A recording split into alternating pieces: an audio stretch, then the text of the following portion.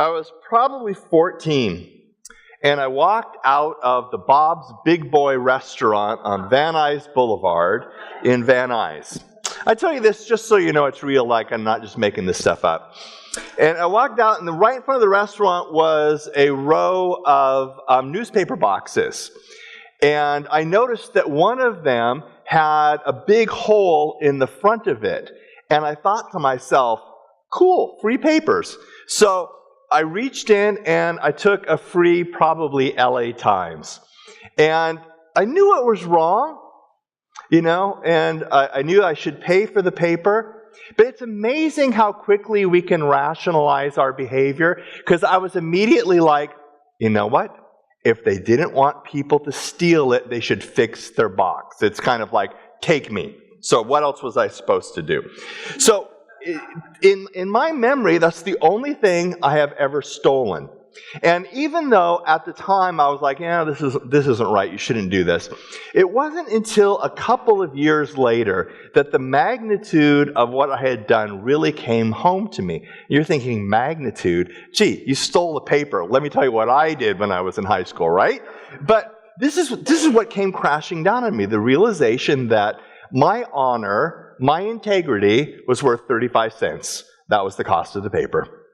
I could be bought for 35 cents. I didn't feel really good about myself when I thought about that. I'm like, you know what? There is right and there is wrong. And even in this crazy world where it seems like everybody just does what they want to do, some things are right and some things are wrong. If you take something that does not belong to you, that's wrong. Some things are very, very clear. Some things may be a little bit more ambiguous. Some things you have to look at a little bit harder. But some things will lead to life, and some things will just end up leading to heartache.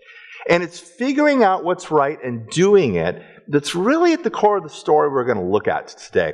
We're in the middle of this Living Faith series where we're taking Hebrews chapter 11 and kind of parsing that down and looking at different people who are held up as like, this is what faith looks like.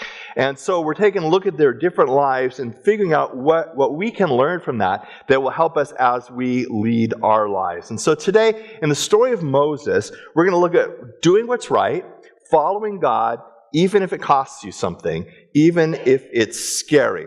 So eventually we're going to get to Hebrews 11, but we're going to spend most of our time in Exodus, which, and again, I'm going easy on you. It's easy to find because it's the second book in the Bible. So we're going to look at Exodus beginning at chapter 2, and we're just going to kind of do a wild overview of about the first 16 chapters. So beginning in Exodus chapter 2, and the story finds God's people, the people of Israel, down in Egypt. And they've gone down there for a great reason. There was a famine in the land, and this is how God is going to save them. He sends them down to Egypt, which is the breadbasket of the Mediterranean world at the time, and God preserves his people. And that is the first point that I want to make. We start the story believing that God is at work. I mean, that's the premise of the Bible. That God is at work, that our lives are not just this compendium of random and chaotic events, that somehow God is working in the world, and God is working in our lives. And so we start with the fact that God's at work.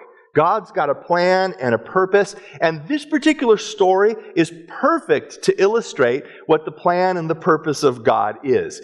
Because what God is doing here is he's going to take his people out of slavery in Egypt and bring them up to freedom in the promised land. And that's God's plan and purpose. God reaches down into our lives. We may not be in literal slavery. We may be in slavery to our addictions. We may be in bondage to past behavior. We may listen to tapes that are no longer true about who we are, that keeps us from being the people that God wants us to be. And God reaches down into the mess of our lives and breaks that power and brings us into freedom. That's the gospel. So that's what's already going on in Exodus chapter 2. God's at work. And so Moses is born there, and he's born into very troubling times. Moses is a foreigner. He's a foreigner in a strange land. His skin color is different. His language is different. The food he eats is different. his whole culture is different from the majority culture in the land in which he lives, and the majority culture doesn't want him there. And so they have come up with this solution for that, and the way that the majority culture is dealing with it, they're going to kill the boys and enslave the rest of them. So this is the world that Moses is born into. But instead of being killed through some intrigue, Moses actually is saved and ends up, irony of ironies, being raised in Pharaoh, the king of Egypt's house, by one of his daughters. So this slave, this foreigner in a strange land, ends up being right at the center of Egyptian power, raised in Pharaoh's house. And the Bible tells us that his mother actually was enlisted to be his wet nurse. I'm not going to explain that, look it up. And there's some things that sermons just should not go into. But the Bible doesn't really tell about how much Moses knows about his background. But I can't believe at some point his mom doesn't share the story of who he is. So he's got to have at least some inkling that he is not an Egyptian prince, even though that is how he's being raised. He is actually one of the slave people. So somewhere along the line, Moses, who is raised as a prince of Egypt, is out wandering out and he sees an injustice. So we've got a whole people group that have been enslaved, and Moses sees an overseer beating a slave. And all of a sudden, this kind of fuzzy concept of slavery becomes real because it has a face. And doesn't that happen to us? I mean, we hear about all this injustice in the world. We hear about famine, we hear about wars, we hear about oppression, and it's just kind of white noise until we meet somebody. You know? I mean, I remember hearing a lot about human trafficking, and I was like, that's really bad. And then I met a person who was a sex slave, and I was like, oh, now that has a name and a face. I might need to care more deeply about that. And so this is what happens. Moses has grown up around slavery his entire life, and all of a sudden he's confronted with a name and a face, and so he intervenes, and maybe he went overboard. The scripture don't really say, but he ends up killing the overseer. And Moses, when he saw that, was compelled to act. He knew what was right, he knew what was wrong, and what he saw in front of him was wrong. And he might not have at that point in his life said, God requires me to act, but it wasn't too far down the road that Moses would have thought that. I see injustice, God is calling me to act. Unless you think being a superhero of faith is easy and just, all glory, the next day he's out again and he sees two Hebrew slaves arguing. And he's like, guys, knock it off. And like, what are you going to do, kill us like you did the Egyptian? And all of a sudden he realizes that people know about this thing. Word gets out that he's killed. We don't know what happens, but he ends up having to flee for his life. And he goes literally to the backside of the desert. So think about this for a second. We know that Moses ends up being this great hero of the faith. All Moses knows is that his life has been turned upside down. He grew up in the palace. He decided that he knew what was right, knew what was wrong. He knew what God had called him to do. And where does it get him? It gets him to the backside of the desert. And he's probably there for 40 years. Now, I don't know about you. I am not a patient person. I do not know that I could hang on for 40 years on the backside of the desert and go, I believe that God is teaching me something here. I mean, I'm thinking about 36 hours into it. I'm like nuts with this. I obviously got this thing wrong. But on the backside of the desert, Moses encounters God. And somehow his faith is deepened. And where many of us would just feel like we're abandoned by God, God uses that as a training ground for him. And so sometimes when the hard stuff comes, sometimes when we feel like we're being sidelined, that's actually space for God to work in our lives because things change for Moses. And in Exodus chapter 3, he encounters the burning bush. If you're not familiar with the burning bush, the movie The 10 Commandments will be out in about 2 months. Watch it. It'll explain it all. Anyway, Moses is out there tending sheep, and he sees this bush which is burning only not. And he's like, that's kind of interesting. So he goes over to the burning bush, and it turns out that it's actually God. And God says, I've heard the cry of my people, and I'm going to rescue them from slavery. And Moses is like, that is awesome, God. And God says, and I'm going to use you to do it. And Moses goes, not so awesome. Moses is like, me? I feel totally unqualified. That's what chapter 3 in Exodus is all about. I'm not qualified to do that, God. And we get this, right? I mean, have you ever been in a small group situation or maybe a Sunday school class or something, and someone turns to you and goes, would you open us in prayer? And panic strikes your heart. You're like, no! Or maybe you're in your small group and they're like, hey, would you share a little bit about your faith story? You're like, no! Or worse, could you teach the next session of our small group? You're like, no! I am not qualified to do this. What? Me? And then so God takes Exodus chapter 4 and he just keeps building into Moses, going, you can do this thing. You can do this thing. And the primary reason that you can do this thing is because I'm going to be with you. And God has this strange habit of entering into our weakness and being strong in it. And that's what he does for Moses. And that's what he does for us. Because many of you were too afraid to go, no, I will not lead in prayer. And you stumbled your way through it and you didn't die. Moses says, I'm not qualified, but God demonstrates that he will be with him. And it's God's presence with him that gives Moses the faith to walk forward. So then at the end of chapter 4, it's time for action. In verse 29 of chapter 4 of Exodus, it says, Moses and Aaron brought together all the elders of the Israelites, and Aaron told them everything the Lord had said to Moses. He also performed the signs before the people, and they believed. And when they heard that the Lord was concerned about them and had seen their misery, they bowed down and worshipped. So this sounds promising.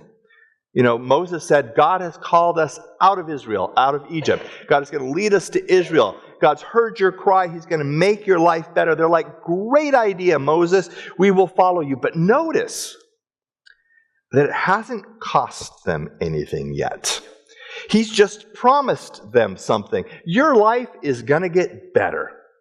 It hasn't become inconvenient yet.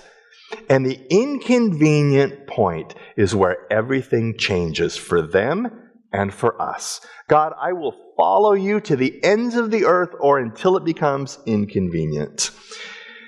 So in Exodus chapter 5, Moses and Aaron go and they confront Pharaoh, the king of Egypt. Now, by this time, the initial Pharaoh has died. So this is probably one of Moses' cousins. At the very least, they know each other. And this has got to be a super awkward conversation. I know we used to play together when we were kids, and, our mothers bathed us together sometimes. But now, I got to ask you to let our people go. I mean, this is an awkward conversation, right? And so Pharaoh's response is, if you've got enough time on your hands to think about being free, then you got too much time on your hands, So instead of providing straw for you to make bricks out of, go find your own straw. And that begins this cycle where God calls Moses to do something, and then things get hard, and then the people respond because it gets hard. So what's the response of the people when Moses goes back and goes, well, some bad news, you're going to have to work twice as hard now? Do the people respond? That's okay, because we know that following God requires something of us, and anyway, anything worthwhile is always hard. No, that's not how they respond. They respond, Moses, we hate you. And we think God hates you too. So at this point, what does Moses do? Moses does what any normal person would do. They go, God, what's going on? God, I feel like you called me to this, and yet it's become really hard. 5:22, Moses returned to the Lord and said, why, Lord, have you brought trouble on this people? Is this why you sent me? Ever since I went to Pharaoh to speak your name, he's brought trouble on this people, and you haven't rescued your people at all. So Moses has this word from the Lord. He knows what's right, but his faith is getting really tested. I mean, the path that God has called him on is starting to get hard. And public opinion has turned against him. And most of us want to go with our friends, not against them. And so Moses is going, God, did I hear you right? The people are all going, this is a bad idea. And so this raises all sorts of doubts in Moses' mind. I remember one time at another church, and there was God was at work in the congregation, and it was hard. And some of the people were really upset and were leaving, and it was just a difficult time in the congregation. And one of the most spiritual people in our congregation, spiritual in the worst sense of the word, came to me and said, things are not going well. There is disquiet in the congregation. I'm like, disquiet? I don't even know what that means, but I'm assuming it's bad.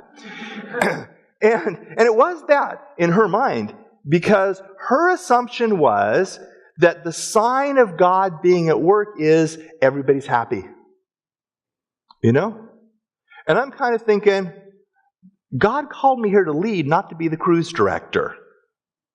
And sometimes, difficult times are the crucible that we have to walk through for God to form us into the people that He wants us to be. But if our assumption is, if it's hard, it's bad, then we're going to pull way back.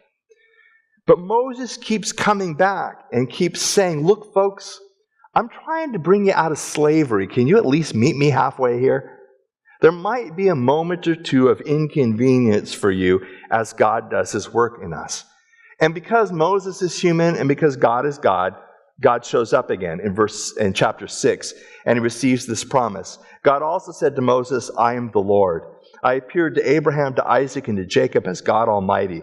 But by my name, the Lord, I did not make myself fully known to them. I also established my covenant with them to give them the land of Canaan, where they resided as foreigners. Moreover, I have heard the groaning of the Israelites whom the Egyptians are enslaving, and I have remembered my covenant. Therefore say to the Israelites, I am the Lord, and I will bring you out from under the yoke of the Egyptians. I will free you from being slaves to them, and I will redeem you with an outstretched arm, and with mighty acts of judgment. I will take you as my own people, and I will be your God. Then you will know that I am the Lord your God, who brought you up out from under the yoke of the Egyptians, and I will bring you to the land I swore with uplifted hand to give to Abraham, to Isaac, and to Jacob. I will give it to you as a possession. I am the Lord. 4 times.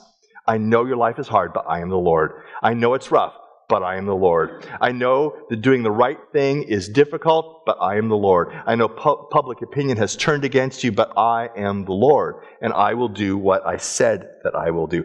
4 times, I am the Lord. So what Moses takes from this is the right thing to do. I just got to stay the course, because God will do what He said that He would do. And so Moses tells the people, guess what, folks? Good news. God renewed His promise. God is going to do for us what He said that He would do for us. And the people were still mad at Him. Nevertheless, He persevered because He knew that it was right. And the cycle just goes on and on and on. So in Exodus 6 through 12, you get the plagues and the confrontations with Pharaoh. Again, watch the movie around Easter. And in Exodus chapter 12 and 13, you finally get the Exodus, where Pharaoh says, okay, you can go. And so they do the Passover, they take all the gold and silver from their neighbors, and they head off into the desert, and there's great rejoicing, and they're headed out of slavery into freedom, until in chapter 14, Pharaoh says, was I crazy? Go get those people back. And the people of God find themselves between a rock and a hard place, literally between the Red Sea and the Egyptian army. And we find ourselves in places like that all of the time. You know, we are just stuck in hard situation, wondering what we're supposed to do. And so it says in chapter 14, verse 10, as Pharaoh approached, the Israelites looked up, and there were the Egyptians marching after them. They were terrified and cried out to the Lord.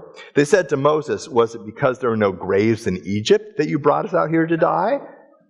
What have you done to us by bringing us out of Egypt? Notice that it's all Moses' fault. Didn't we say to you in Egypt, leave us alone? We like being slaves. It would have been better for us to serve the Egyptians than to die in the desert. And that's the cycle. God says, do something. It gets hard. The people complain. Moses wrestles with it. Moses is not in denial. Moses is not delusional. Moses has not lost touch with reality. Moses sees that their back is against the sea and the Egyptian army is in front. But Moses has another thing in his pocket, and that's that he's seen God. And he knows that if God is in it, that is the variable that will change everything. Exodus 14:13, Moses answered the people, "Don't be afraid. Stand firm, and you will see the deliverance the Lord will bring you today. The Egyptians you see today, you will never see again. The Lord will fight with you. You need only to be still." Over and over and over again, Moses did what was right, even if it was unpopular. He did what was right, even if it would cost him something, because over and over, Moses remembered God's promises. Moses remembered that God was God and would do what he said that he would do, and so he kept moving forward. And that's what the writer of Hebrews picks up in Hebrews chapter 11:27, where he says, "By faith Moses left Egypt, not fearing the king's anger. He persevered because he saw him who is invisible." He perfectly understood the situation. He knew what he was up against. He knew it was going to be hard, but he also saw that God was present. And what was the result? Moses led the people out of captivity and into the promised land. Now that's pretty dramatic. And you may not be called to something that dramatic. You may not be called to lead people out of slavery. You may not be called to have to deal with those issues of truth and justice. But my sisters and brothers, in this day and age, with the challenges that we face in our society, you will be called to do what is right and what might not be popular. And you've got to decide whether you're going to step up and do what's right, no matter what it costs you. You might already be thinking about things. God might already be stirring in your heart. And you might be thinking, I've got to speak out against this thing. It's just not right. Or I've got to work for this thing, or I've got to work against this thing. I've got to do something. And incidentally, just in my humble opinion, posting on social media does not count as action. So you actually have to do something about it. So you've got this nudging. You're going to be called to take a stand and go, wherever the chips fall, this is right and this is not right. I've got to do this thing. What if you don't do what's right? What if Moses hadn't done what was right? I mean, think about this for a second. This is not a Marvel movie. This is real people. It's not a cartoon. So Moses is a prince of Egypt. He has it all, literally. And so God stirs in his heart, and he sees the injustice of slavery that's right in front of him. And he feels the call to do something about it. What if Moses had thought, why rock the boat? Why not leverage my position to do good? I mean, I can live in Pharaoh's court, and I can try and influence, the laws of the land. I can be an influencer. What if Moses goes, well, this is obviously right, but we can't move too fast. We need to have realistic expectations about when we end slavery or when we deal with injustice, which incidentally is what people who have power always say to people who are oppressed. Well, we can't move too fast. But you know what? If you were on the opposite side of oppression and somebody said to you, you must be patient.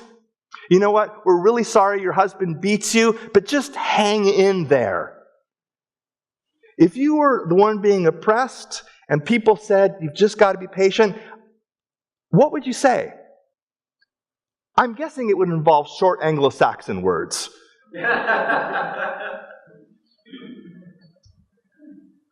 How big do you want the disconnect between who you actually are and who you know you should be to be?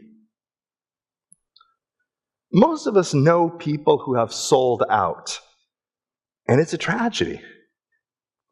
Most of us know people who saw what needed to be done and never engaged. And we thought if only they'd join the effort, they could contribute so much. What about you?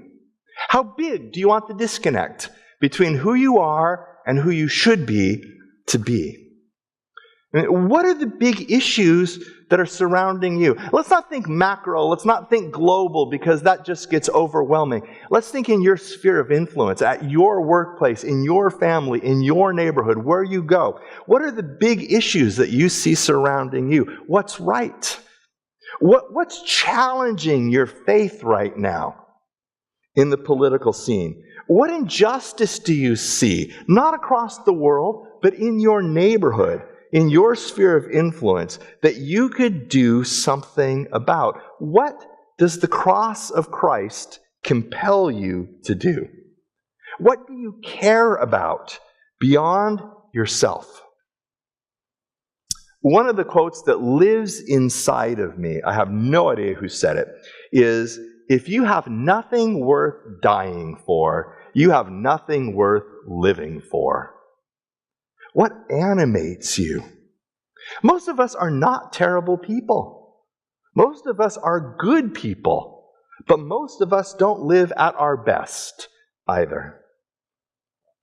I'm reading a book this week, and it has another quote that is going to live inside of me now, just because it is so true. The author wrote, "We judge ourselves by our intentions. We judge other people by their actions." Can you see the difference there? We cut ourselves a whole lot of slack. What if we judged ourselves by our actions? I mean, I truly believe that one day I'm going to stand before Jesus, and he's going to ask me to give an account of my life. And what I really want to hear him say is, "Well done, good and faithful servant." What I don't want to hear him say, "Well, you had the best of intentions." And what's your measure of success? Moses' measure of success was to know God, to walk with God, to be used by God.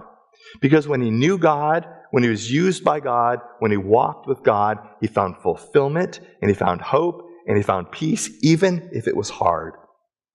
What does success look like for you? Because so much of what we seek after is transitory. I mean, we've got the whole Gig Harbor lifestyle. But your kids have made bad choices, and you would move into a shack if you could get your kids back. Here's the secret. I'm heavily involved in the funeral industry. It's an occupational hazard. Nobody at funerals ever says, "Man, you should have seen their retirement account." Your kid will not say, "Man, she had an impressive 401k. What your kid will say is, "I wish I had felt like a priority to her."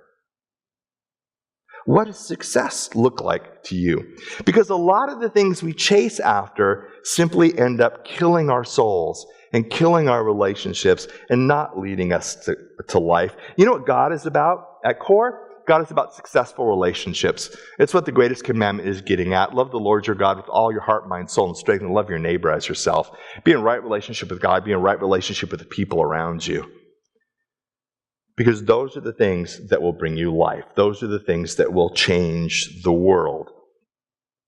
Moses had a deep faith in God that allowed him to trust that God was good all of the time, even when things were hard. Moses saw injustice, and he knew that his faith called him to act, even if it was unpopular, even if it was at great personal cost. How about you? So a couple of things for us to think about together in closing. The first is, has your faith ever caused you to take an unpopular stand? Is there a stand you need to take that you know is right, but might be unpopular? And third, how can God's faithfulness empower you to move forward? Let's take just a few moments and pray and think about those things and open ourselves up to God. Let's pray. Loving God, thank you for the example of Moses, who walked down a difficult path and found you present and changed the world. And I'm so grateful for so many people in this congregation who have heard you call them to address injustice, to change people's lives in their spheres of influence. God, I'm so grateful for people who provide furniture, for people who are sleeping on the floors, for people who work in the Alaskan bush, for people who have seen God call them to work with developmentally disabled adults, for people who live in poverty, for people who get up every morning and go into the schools and make a difference in the lives of kids, for doctors who are serving impoverished families and changing lives, all because they feel compelled to do what's right. And I could go on and on and on about the examples of people in this congregation who make choices that are difficult, but they know it's right, and they do it, and the world is being changed because of it. And God, I pray for others of us who maybe have felt a nudge, or maybe have ignored the nudge, or maybe we know there's something that we could do if we could just get up enough faith to trust that if it's hard, that you'll be in it. God, would you help us to be inspired that one person can make a tremendous amount of difference in the life of another person. I mean, we may not lead an entire nation out of slavery, but my goodness, if we can bring hope to one person, if we can lead one person to salvation where the bondage of their past is broken and they experience new hope, that's pretty dramatic, God. So would you give us your eyes and your ears to see the situations that you put us in, and empower us to act. God, thank you that you hear our prayers. Would you become real to the person that just asked you to come into their lives? Would you empower the rest of us to narrow the gap between the people that we are and the people that we should be?